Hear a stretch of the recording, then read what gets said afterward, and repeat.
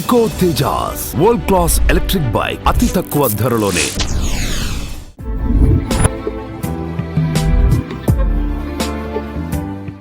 So వీళ్ళందరికీ ఉరిశిక్ష విధించిన తర్వాత కూడా నీ చివరి కోరిక ఏంటని అడుగుతారు జనరల్ గా. అవును. నీ చివరి కోరిక ఏంటని చెప్పినప్పుడు వాళ్ళు డిజైర్ చెప్తారు, నాకు ఫుడ్ అంటారు, లేదా వాళ్ళని కలవాలి వీళ్ళని కలవాలి అంటారు. సో అట్లాగే మాలాంటి వాళ్ళని ఇలాంటి ఇన్సిడెంట్స్ జరిగిన తర్వాత నువ్వు తప్పు చేసావు, నువ్వు నీ లైఫ్ స్పాయిల్ చేసుకున్నావు, నీ ఫ్యామిలీ ఇబ్బంది పడుతుందని కాదు, దాని నుంచి మేము బయటకు వచ్చే ప్రయత్నం చేస్తున్నప్పుడు మమ్మల్ని ఇంకా కుంగదీయొద్దు అని చెప్తాను నేను. సో సమాజంలో వాళ్ళే ఎక్కువ మంది ఉంటారు. 100%. ఈ పెయిన్ కన్నా సొసైటీ నుంచి వచ్చే పెయిన్ ఎక్కువగా ఉంది. దాంతో కంపేర్ చేస్తే బర్న్స్ పెయిన్ నాకు nothing. I'm talking about my self. అది నాకు నథింగ్. ఇనిషియల్ ఎక్కువ భరించావమ్మా? భయంకరంగా భరించాను. ఎందుకు బ్రతికానా, ఫైట్ చేసేదాన్ని, నన్ను ఎందుకు బతికిచ్చారు అని చెప్పి, మీ స్వార్థం కోసం నన్ను బతికిచ్చారు. వాళ్ళకి పాపం ఫ్రస్ట్రేషన్ వస్తే, చస్తే చచ్చిపో, మాకు సంబంధం లేదు, ఇంకా అనవసరంగా బతికిచ్చాం.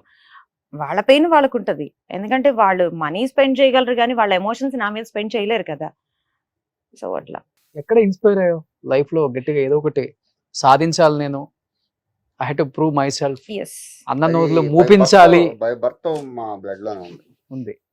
కానీ అది ఆ మాట మాత్రం యుద్ధంలో గెలవడం అంటే శత్రువుని చంపటం కాదు, శత్రువుని ఓడించడం. ఆ డైలాగ్ మాత్రం నా లైఫ్ ని కంప్లీట్లీ చేంజ్ చేసింది. అప్పటి వరకు ఏంటంటే అబ్బాయి మీద రివెంజ్ తీర్చుకోవాలి, పెళ్లి చేసేసుకున్నాడు, నేను ఇట్లా సఫర్ అవుతున్నాను, నేను సర్జరీస్ అవుతున్నాయి, నాతో ఎవరు మాట్లాడలేదు, అది నా మైండ్ లో బాగా పడిపోయింది. లేదు, బర్న్స్ బెడ్ మీద ఉన్నప్పటి నుంచే లేదు, నన్ను నేను ప్రూవ్ చేసుకోవాలి. సో అన్నట్టు అప్పుడు one by one national Geography channels లో ట్యాబు అని స్టోరీస్ ఇట్లాంటివన్నీ చూసి, ఓహో నాకన్నా ఇంకా దీనమైన స్టేజ్ లో చాలా మంది ఉన్నారు, so I'm in a very better position అన్నట్టు వాళ్ళతో లైఫ్ కంపేర్ చేసుకుని నేను బయటికి ఎట్లా రావాలి. పవన్ కళ్యాణ్ గారిని కూడా కలిసారు కదా? ఎస్, ఏం చెప్పారు పవన్ గారు? సో యాక్చువల్లీ కళ్యాణ్ గారిని కలిసిన ఫస్ట్ డే వచ్చేసి, నాకు మీరంటే చాలా ఇష్టం, సో నేను మీ పేరు టాటూ వేయించుకున్నా అని చెప్తాను. ఆయన ఇలా చూస్తూ ఉండిపోయారు. ఎక్కడ వేయించుకున్నారు?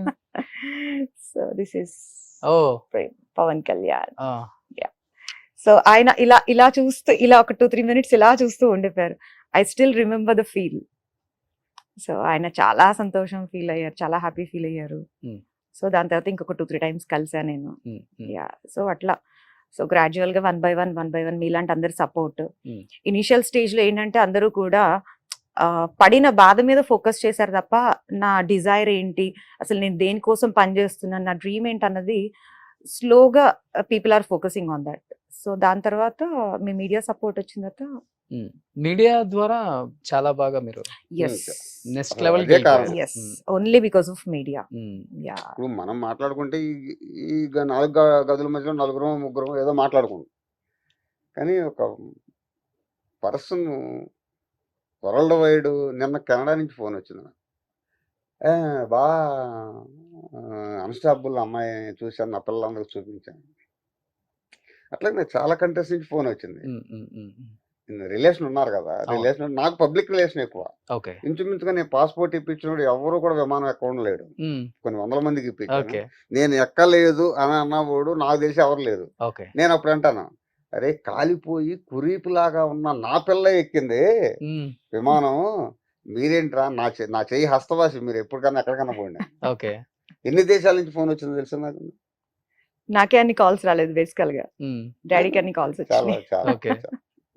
కెనడా నుంచి ఫోన్ చేసి ఆయన అయితే చాలా, ఒక ఆయన అయితే యుఎస్ నుంచి, వాళ్ళందరూ పెద్దవాళ్ళు, వయసులో పెద్దవాళ్ళు. ఇంకా దాన్ని ఏ వర్డ్స్ తో చెప్తాం, వాళ్ళు మాట్లాడిన మాటలు మన దగ్గర అలాంటి. సో ఇప్పుడు మీరు హ్యాపీగా ఉన్నారా అంకుల్? 100%. 100 కాదు, 200. రిగ్రెట్ గా ఫీల్ అయ్యారు ఫస్ట్ లో? 300 అనుకోవచ్చు, అంతే, 400, 500, 1000 అనుకోండి. ఓ చూడండి ఎంత బాగా నవ్వుతుంది నిహారి ఈ రోజు. I mean to be frank చెప్పాలంటే, నాన్న ఇంతవరకు ఇంత ఓపెన్ గా ఈ 15 సంవత్సరాల్లో ఎప్పుడూ మాట్లాడలేదు. డాడీ నిన్న నైట్ వచ్చారు, నాన్న తింటావా అన్నాను, ఏమొద్దన్నారు, పాలు తాగారు, మార్నింగ్ బ్రేక్ఫాస్ట్ చేస్తావా, ఈ 3-4 మాటలే మా మధ్యన కన్వర్సేషన్ జరిగింది అంతే. అది ఎవరు నమ్మరు. ఒకటే ఇంట్లో ఉంటాం, తమ్ముడు, నేను, డాడీ అందరూ ఉంటాం, కానీ ఎక్కువ ఓపెన్ గా ఏది మాట్లాడరు. తిన్నావా అంతే, ఏం తిన్నావని కూడా అడగరు. తిన్నావా? ఓకే. హెల్త్ ఎలా ఉంది? ఓకే. అంతే. సో ఈ రోజు నాన్నకు ప్రేమతో షోలో నాన్న ఫస్ట్ కూతురు టైం మీద డాడీ ఓపెన్ అప్ అయ్యారు నా ఎంటైర్ లైఫ్ లోనే. సూపర్. ఎలా అనిపిస్తుంది ఇప్పుడు? చాలా హ్యాపీ ఉంది. కానీ కూతురుగా ఫెయిల్ అయ్యాను, అదొక్కటే బాధ. కూతురుగా ఫెయిల్ అవ్వలేదా? కొన్ని అంకుల్ విషయాల్లో ఫెయిల్ అయ్యాను. 400% సక్సెస్ అయ్యాను. మేబీ అది నాకున్న కొన్ని పాయింట్స్ లో అందరి కూతురులాగా మా నాన్నని చూసుకోలేకపోతున్నాను, ఒక్కటే బాధ. వస్తుంది, టైం వస్తుంది. Yeah. అన్నిటి టైం